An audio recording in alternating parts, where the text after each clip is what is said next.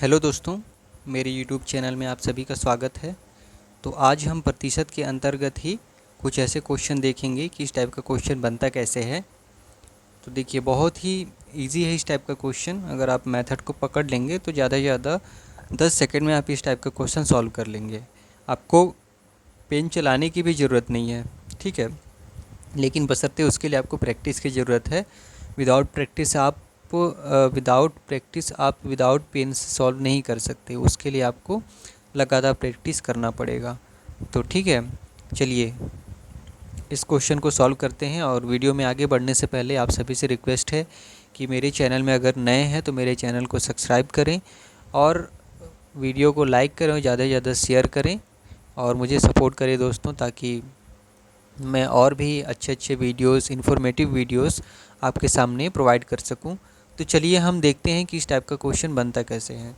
देखिए, ये क्वेश्चन क्या बोल रहा है कि एक व्यक्ति अपनी आय का 15% भोजन पे, 10% किराए पे और 5% दवा, 10% शिक्षा तथा 30% अन्य पे खर्चा करता है, ठीक है। यदि उसकी कुल बचत 2700 रुपये है तो कुल आय व किराए पर कितना खर्चा करता है, ये हमको बताना है। तो देखिए, मान के चलिए व्यक्ति खर्चा करने से पहले कुछ तो कमा रहा है, और जितना भी कमा रहा है वो अपने आप में 100% है। मतलब कि वो 100% कमा रहा है, ठीक है। प्रतिशत में मैंने सभी वीडियोस में बताया है कि प्रतिशत में हम कुछ भी लेते हैं तो डिफ़ॉल्ट में हम 100% ही लेते हैं, ठीक है। मान के चलिए वो 100% कमा रहा है, ठीक है।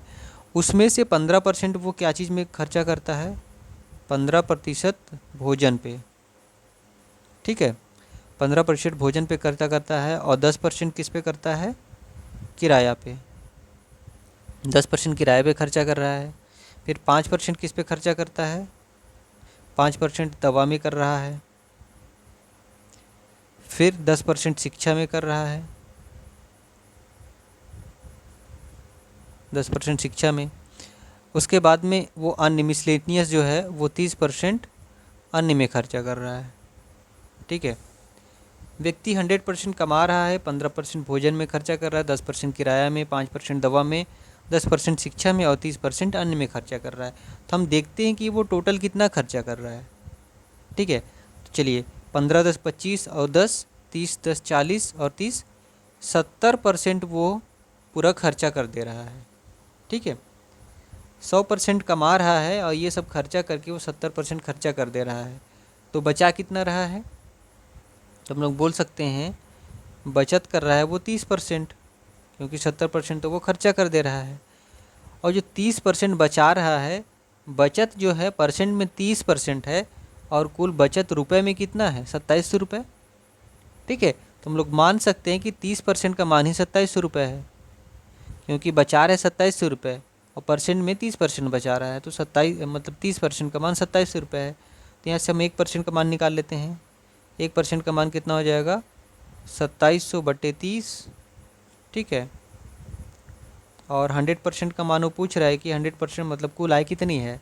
तो 100% का मान निकालने के लिए 2700/30 गुणित 100 कर देते हैं, ठीक है। यहाँ से ये जीरो कटा, ये जीरो कटा, 3 9 27, 90 हुआ। क्लियर है। अब यहाँ से 1 मिनट, देखिए ये अपना आ गया 90 गुणित 100। यहाँ गुणा करेंगे तो हो जाएगा आपका 9 पे 3 जीरो, मतलब 9000 रुपये, ठीक है।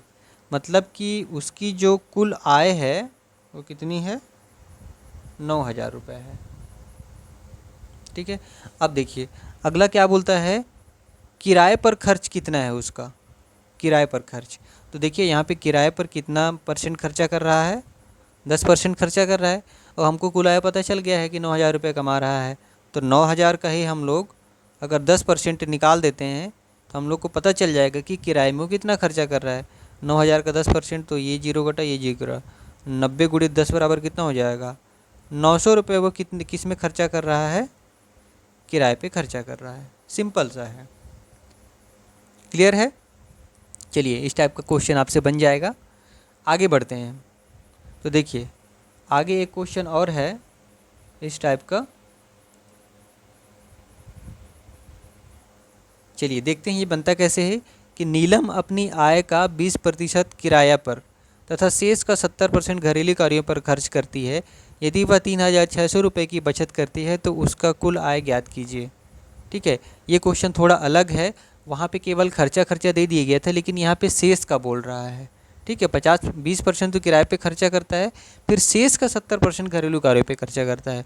तो ये ऊपर वाले क्वेश्चन जैसा सेम नहीं बनेगा, ये दूसरे टाइप का बनेगा। कैसे बनेगा वो देखते हैं। देखिए, माना नीलम की कुल आय x मान लेते हैं, नीलम की कुल आय x है। अब गणित में सबसे बड़ी समस्या ये होती है कि हम क्वेश्चन तो समझ गए कि बोल क्या रहा है, लेकिन स्टार्ट कहाँ से करेंगे वो समझ में नहीं आता है। जब मैं भी पहले गणित बनाता था तो मुझे लगता था कि अब मैं स्टार्ट कहाँ से करूँ। ठीक है, तो देखिए क्वेश्चन में ही छुपा रहता है, आपको एक क्लू दिया रहता है कि आप स्टार्ट कहाँ से कर सकते हैं। मान के चलिए यहाँ पे ये तो उनका खर्चा है, शेष ये खर्चा है। उसके बाद में बोला है कि ये 3600 रुपये बचा रही है। ठीक है, तो हम लोग को बचत को बेस में लेके हम लोग इसको आगे बढ़ सकते हैं। तो मान के चलिए अब बचत को बेस में लेना है। ठीक है, मान के चलिए वो 100 रुपये कमा रही है, तो x का वो 20% किराए पे खर्चा कर रही है, तो बचा कितना रही है? 80% बचा रही है कि नहीं बचा रही है? ठीक है, 20% तो खर्चा कर ले रही किराए पे, तो 80% बचा रही है। उसके बाद में शेष का 70% वो घरेलू कार्यों पे खर्चा करती है। ठीक है, तो बचा कितना रही है? 30% बटे 100। ठीक है, तो हम लोग ये बचाने के फॉर्मेट में इसलिए हम लोग रख रहे हैं क्योंकि हम लोग को यहाँ पे बचत का अमाउंट दिया गया है। ठीक है, तो देखिए कुल आय का इतना % बचाती है, फिर इतना % बचाती है। उसके बाद में वो एक्चुअल में कितना बचा रही है, मतलब अमाउंट के फॉर्मेट कितना बचा रही है? 3600 रुपये। तो टोटल अमाउंट का आपने इतना बचाया, फिर इतना बचाया, और उसको अमाउंट के रूप में 3600 रुपये बचाया। ठीक है, ये हम लोग का फॉर्मेट सेट हो गया। क्लियर है?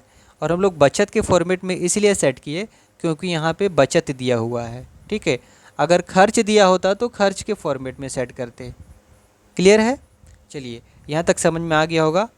तो अब आगे बढ़ते हैं। देखिए यहाँ से जो जो काट रहा है उसको काट देते हैं। तो ये जीरो कटा, ये जीरो कटा, ये जीरो और ये जीरो। तो x गुणित 8 गुणित 3 बटे ये नीचे का 100 बचा हुआ है, बराबर 3600। अब यहाँ से देखते हैं, हम लोग x को इसी पार रहने देते हैं और संख्या को उस पार भेज देते हैं। तो 3600 उसी पार है। अब ये नीचे में भाग है तो इस पार जाके गुणा हो जाएगा, बटे यहाँ पे 8 गुणित 3 ये नीचे आ जाएगा। ठीक है, अब काट देते हैं। ये 3 से काटते हैं, 3 एकम 3, 3 दूनी 6, 1200 हो जाएगा। ठीक है, अब 4 से काटते हैं, 4 दूनी 8 और 4 तिया 12, 300 बार में कट गया। ठीक है, अब 2 50 बार में कटा। अब यहाँ पे हमारे पास बचा कितना? 300 यहाँ से और गुणित 50 यहाँ से, तो 5 तिया 15 पे 3 जीरो, 1 2 3, 15,000। तो वो कितना कमा रही है? नीलम कितना कमा रही है? उसकी कुल आय कितनी है? तो कुल आय कितनी है? तो 15,000 रुपये। क्लियर है?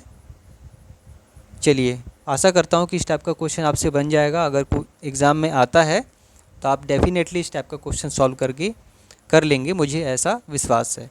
चलिए, इसी विश्वास के साथ दोस्तों एक बार पुनः आपको, अगर चैनल में नए हैं तो मेरे चैनल को सब्सक्राइब करें, शेयर करें, वीडियो को लाइक करें और मुझे सपोर्ट करें। Thank you.